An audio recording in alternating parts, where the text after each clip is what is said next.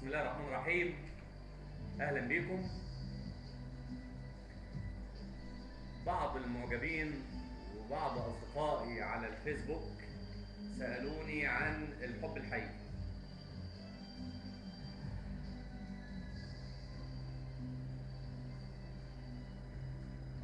يشرفني إن أنا معايا في غرفتي نائب رئيس مجلس إدارة الجريدة، وده طبعا ما منعش إن أنا أسجل معاكم لأن ده حاجة تسعدني. سيادة العميد محمد خطاب صبح يا باشا على الناس. وطبعا ده ما منعش ان انا برضه يعني ما اوقفش حجر عصرة ان انا اسجل معاكم عن الحب الحقيقي. الحب الحقيقي يا حضرات هو انك تزرع في طريق من تحبهم وردة حمراء، تزرع في خيالهم حكاية جميلة، تزرع في قلوبهم نبضات صادقة، ثم لا تنتظر المقابل. الحب الحقيقي هو انك ترمي ليهم طوق النجاة في لحظة الغرق، وتبني ليهم جسر الأمان في لحظات الخوف، وتمنحهم ثوبك في لحظات العرى كي تسترهم، ثم لا تنتظر المقابل. الحب الحقيقي هو انك تبيع دموعك عشان تشتري لهم الفرح، وتتراقص بينهم ألما كي تمنحهم السعادة، وتبكي بعيدا عنهم كي لا تفسد فرحتهم، ثم لا تنتظر المقابل. الحب الحقيقي هو انك تتحول لعكاز كي ترحم عجزهم، وتتحول الى مرآة كي تعالج عيوبهم، ثم لا تنتظر المقابل.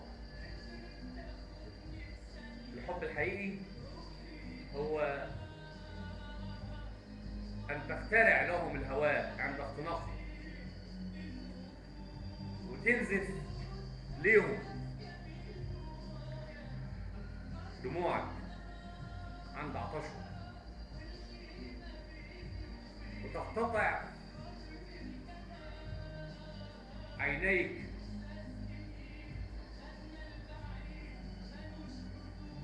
تقطع من جسمك عند جوعهم، ثم لا تنتظر المقابل. الحب الحقيقي اتفضل استسمحت لحظة وارجع تاني.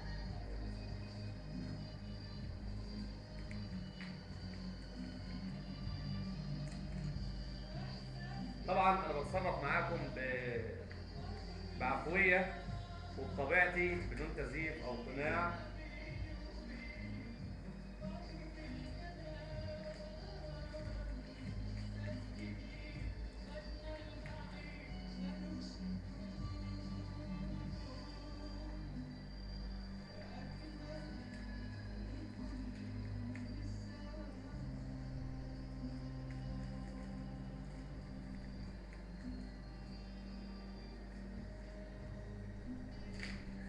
وقفنا عند الحب الحقيقي ان احنا مش منتظرين بنخدم بدون ما ننتظر المقابل فيه.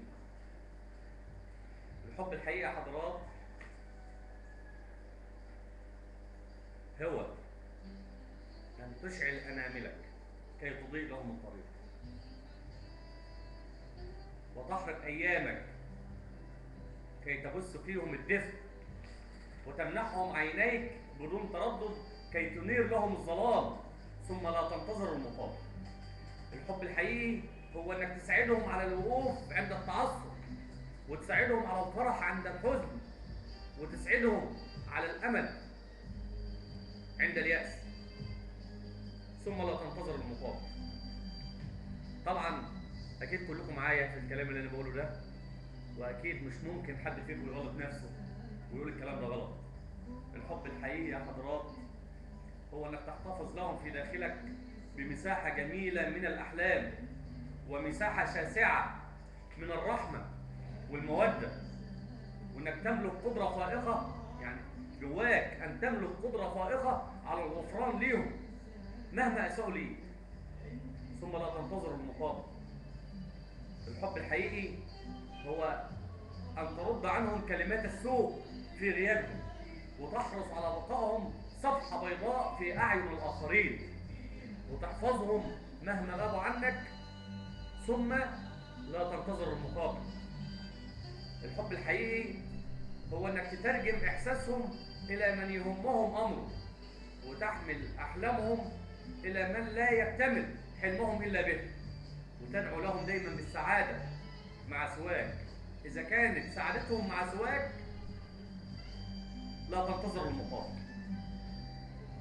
الحب الحقيقي هو انك تمتص حزنهم، تمتلئ به، وتنصت الى همومهم، وتحمل عنهم ما لا يستطيعون حمله من متاعب في الحياة، ثم لا تنتظر المقابل. الحب الحقيقي هو انك تقدم ليهم دعوة الى الحياة حين يفقدون شهية الحياة، وتقدم لهم دعوة للحلم حين يفقدون المعنى الجميل للحلم، وتقدم لهم دعوة اللجوء إلى قلبك حين تغلق القلوب في وجوههم، ثم لا تنتظر المقابل.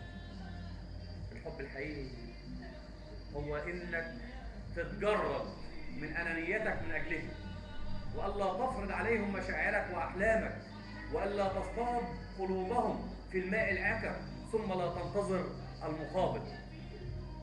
هذا هو الحب الحقيقي. أشكركم، والسلام عليكم ورحمة الله تعالى وبركاته. شاهر نور الدين.